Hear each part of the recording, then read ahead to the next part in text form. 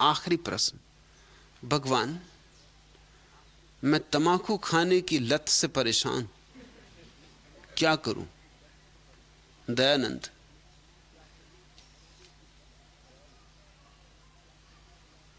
तमाकू के बड़े गुण।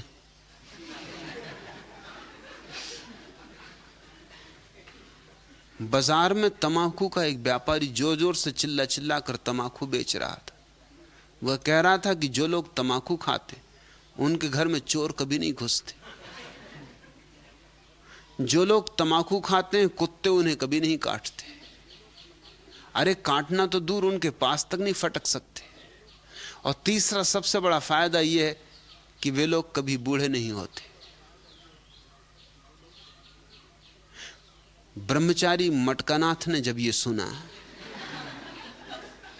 तो उन्हें तो बड़ा ही आश्चर्य हुआ कि अरे तमाकू में इतने फायदे। उन्होंने कहा कि भाई जरा विस्तार से बताओ कि कैसे तमाकू खाने वालों के घर में चोर कभी नहीं घुसते और कैसे कुत्ते उन्हें काटते नहीं, और सबसे बड़ा जो फायदा है वह यह कि आदमी कभी बूढ़ा नहीं होता। ऐसी बातें ना तो मैंने किन्हीं शास्त्रों में पढ़ी न किन्हीं ज्ञानियों से सुनी। ये तमाकू का राज पहली दफे तुमसे सुन रहा हूं। व्यापारी बोला कि स्वामी जी आप अपने ही वाले, इसलिए बता देता हूं, वरना ये तो उस्तादों की बातें। उस्ताद ही कहते हैं और उस्ताद ही समझते। राज ही ये गहरा है। सुनिए, तमाकू खाने वाले को ऐसी खांसी चलती, ऐसी खांसी कि रात सोना हराम हो जाए, और जब सोओगे ही नहीं रात भर खांसते ही रहोगे तो किस चोर की मजाल जो घर में घुसे। और रही बात कुत्ते के काटने की, तो अरे जब तमाकू खाओगे या तमाकू पियोगे तो खांसी चलने से जो कमजोरी आएगी, तो एक छड़ी तो कम से कम रखोगे ना हाथ में। अरे छड़ी टेक टेक कर ही चलोगे ना, और छड़ी देखकर तो दुश्मन भी भागे, फिर कुत्तों की क्या बिसात।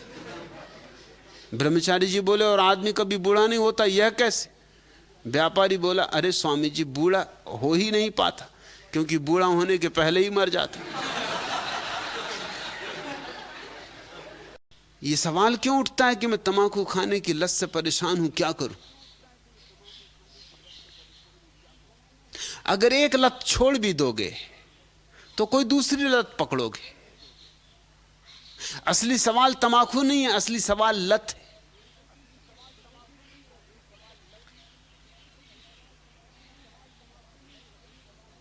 मैं लोगों को जानता हूं, एक आदत छोड़ने के लिए वो दूसरी पकड़ लेते, दूसरी छोड़ने के लिए तीसरी पकड़नी पड़ती।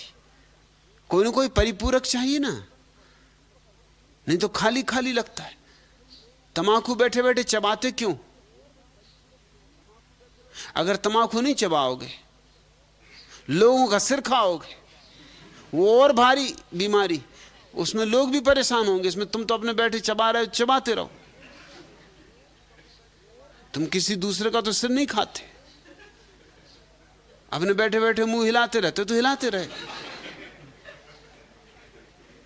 अगर तमाकू नहीं खाओगे तो बकवास करोगे।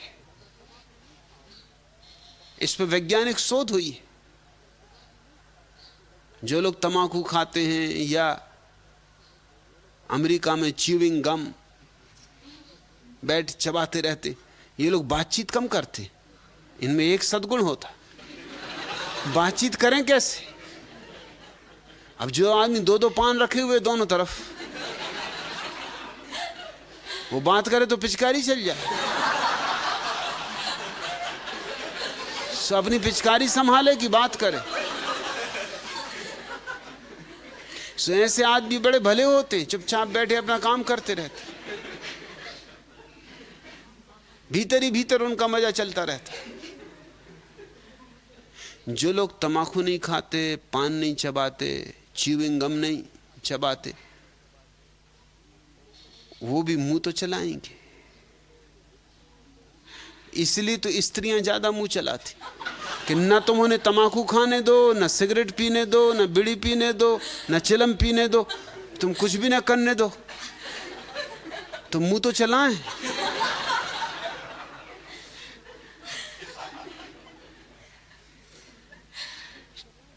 चंदूलाल के पिताजी मरे तो मित्रों ने पूछा कि मरते वक्त कुछ कह गए पिताजी? चंदूलाल ने सिर ठोंक लिया, कहा बेचारे बड़ा कहना चाहते थे मगर क्या करते, माता राम आखिर तक साथ रही, और जब तक माता राम बोले पिताजी को सुनना पड़ता था, और माता राम बोलती ही चली गई। पिताजी मर गए। लगता था कुछ कहना चाहते हैं, 2-4 दफे कोशिश भी की, मगर माता राम के सामने किसी की चले तब। स्त्रियां बहुत बकवास करती। मैंने सुना चीन में एक दफे प्रतियोगिता हुई, सबसे बड़ा झूठ कौन बोले, और जो बोले उसे प्रथम पुरस्कार मिले। और जिसको मिला प्रथम पुरस्कार, बड़े बड़े झूठ बोलने वाले आए। एक ने झूठ बोला कि मेरे पिता ने ऐसी पानी में डुबकी लगाई कि 3 साल बाद निकले।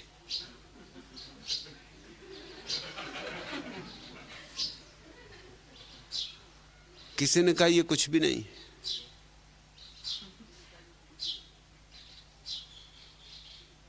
मेरे पिता तो 7 साल तक पानी में डुबकी मार दिए थे। एक ने कहा यह कुछ नहीं है बात।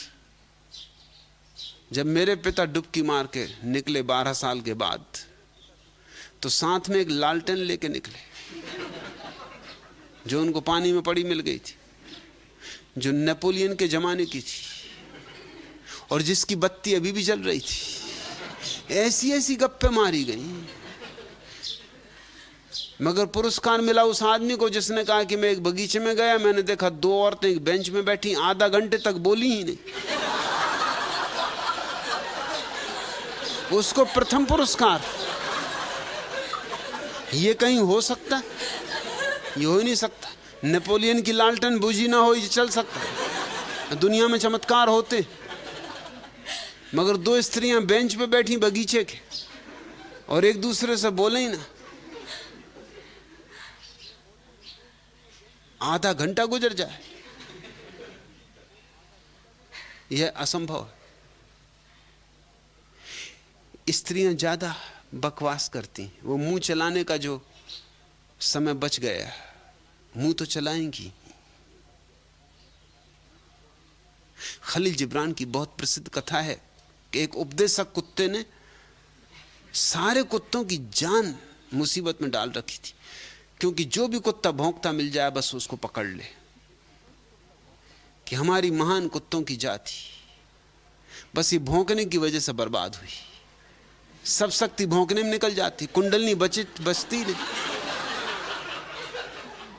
भौंक भौंक सब कुंडलनी शक्ति गंवा देते हो, फिर रह गए खाली खोखले। कुत्तों को भी बात तो जचे, थोड़े चुप भी हो जाएं उसके सामने, मगर कुत्ते कुत्ते हैं, बिना भौंके कैसे रह सकते? वो कोई लत कोई 1-2 दिन की, वो बहुत पुरानी। और कुत्ते भी बड़े हिसाब से भौंकते हैं, ऐसे कोई बेहिसाब नहीं भौंकते। जैसे कुत्ते कुछ चीजों के विरोधी, उनके सिद्धांत के खिलाफ, जैसे पुलिस वाला मिल जाए कि सन्यासी मिल जाए, पोस्टमैन मिल जाए, वर्दी के खिलाफ, वर्दी के दुश्मन है बिल्कुल। वर्दी देखी कि भौंके, वर्दी उन्हें बर्दाश्त नहीं होती, स्वतंत्रता प्रेमी।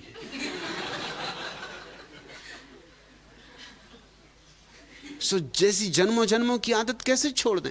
मगर धर्मगुरु कहता भी ठीक है, वो जो उपदेशक कुत्ता था वो बात भी ठीक कहता है कि इसी में सब शक्ति निकल जाती, इसलिए कुत्तों की जाति पिछड़ गई। आदमी जिनमें कुछ भी नहीं, वो सिरमौर हो गए। हमें उनके सामने पूंछ हिलानी पड़ रही जो हमारे सामने पूंछ हिलाते, और कारण वो भौंकना। उसने बस एक बात पकड़ ली थी कि भौंकने की वजह से सभी धर्मगुरुओं की ये आदत होती, एक बात पकड़ लेते, उसी बात को समझाते फिरते। महात्मा गांधी से तुम पूछो कि दुर्दशा का क्या कारण, लोग चरखा नहीं चलाते, चरखे नहीं चलाएंगे तो बस खत्म। सारी दुनिया में कहीं कहीं कोई चरखा नहीं चला रहा, लोग बर्बाद नहीं हो रहे, यहीं बर्बाद हो रहे हैं चरखा नहीं चलाने से। सो चरखा चलाओ, सब ठीक हो जाएगा। और ये देश हजारों साल से चरखा चलाता रहा है और कुछ खाक ठीक नहीं हुआ। मगर बस तथाकथित महात्माओं का ये हिसाब रहता। कोई मुरारजी देसाई से पूछो कि लोग जीवन जल नहीं पीते, इसलिए सब गड़बड़ हो रहा। जीवन जल में सब कुंडलनी निकल ही जाती, बही जाती। अपना जल्दी से जीवन जल निकाला, खुद ही पी गए,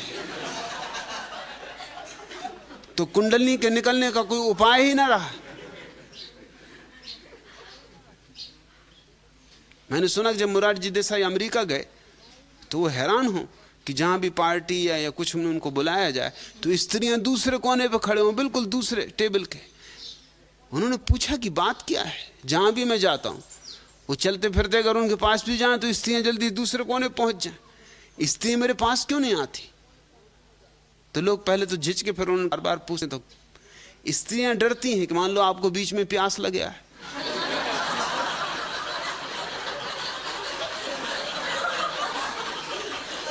सो वो दूर दूर रहती। अरे प्यास का क्या भरोसा, कहां लगा है।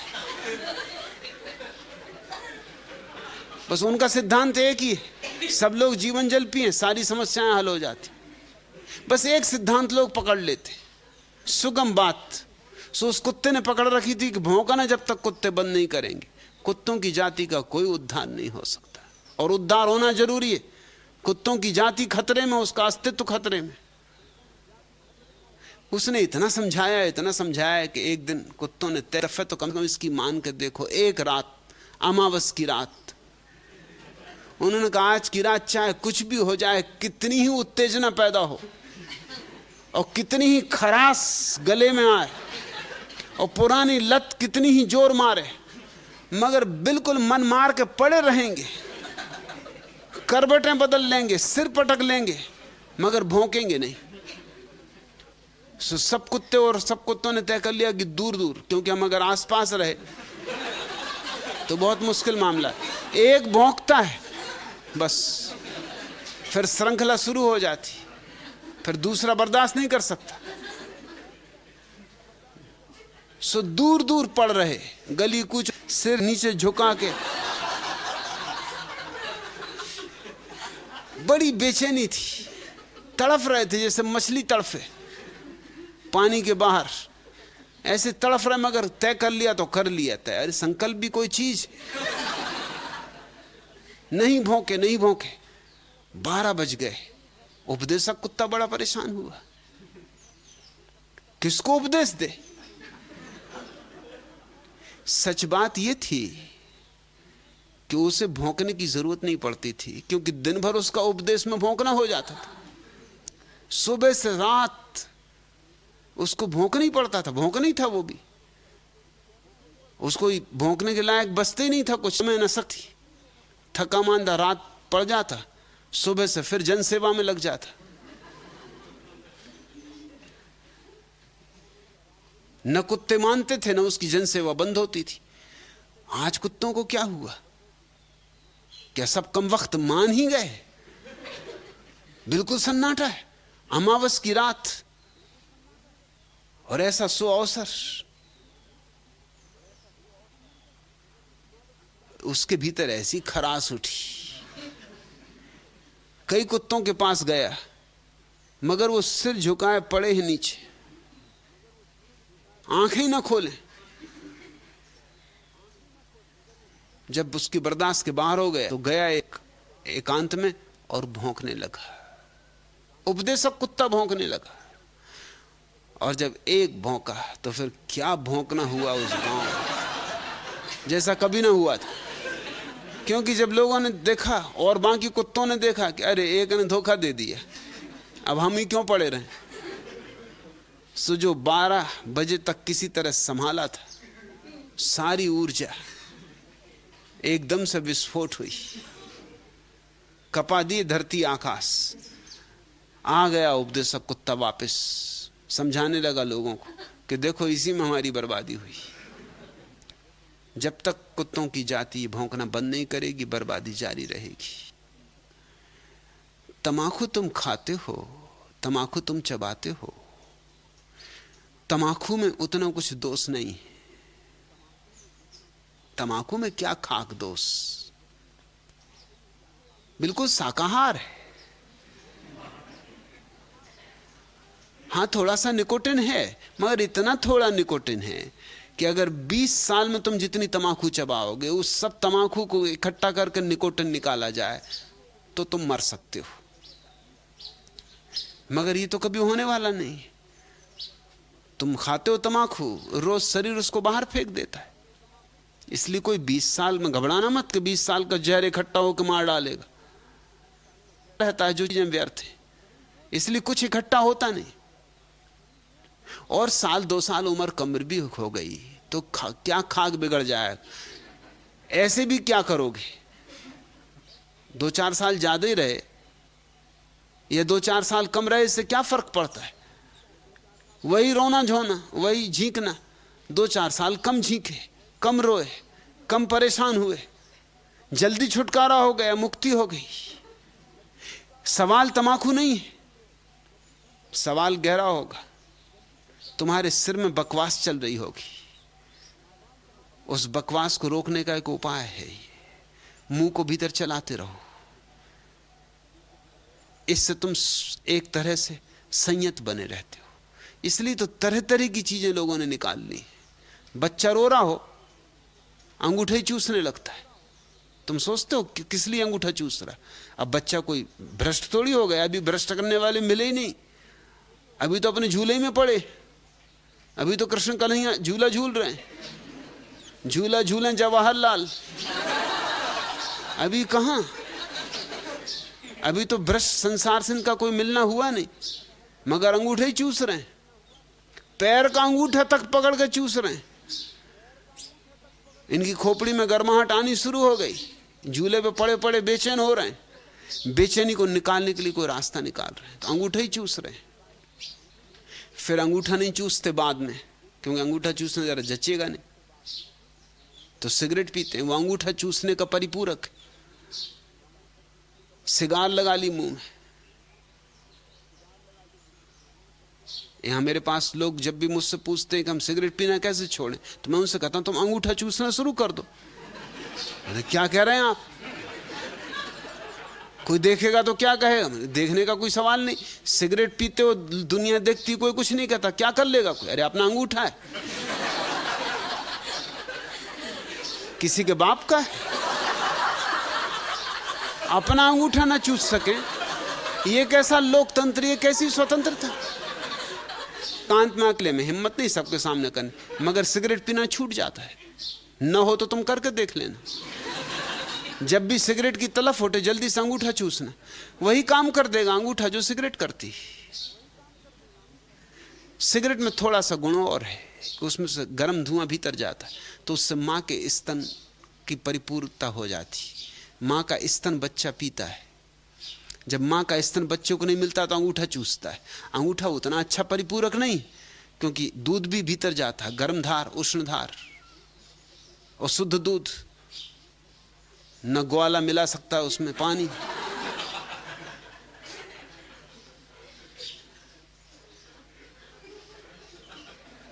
सिगरेट में वही खूबी, गर्म धुआं उष्ण दूध की याद दिलाता है। ये सब बाल बच्चे हैं जो सिगरेटें पी रहे हैं।